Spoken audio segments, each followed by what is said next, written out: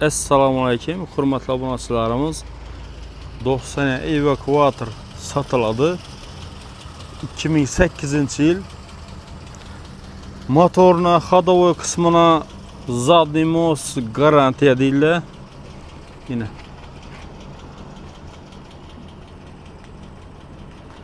Balonlar ham toza, ideal holatında.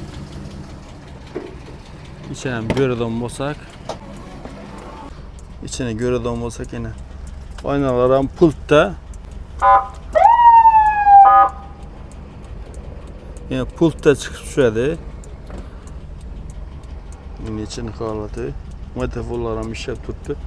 Sirenasam 600 dolar gang. Yine. Motor kısmına ham garantiya. Motoru bir marta açılgan ekan. Yine kimlarni qiziqtirsa 110 milyon gelişip qaytib beramiz deyiladi. Sirenasi ham 600 dollarlik yaxshisidan originalidan. Yine evakuator. Balonlarning holatini ko'rib turibsa ideal. Tayyor biznes. Pul topaman dedi onlar uchun pulu o'zingiz bilan ketadi yine.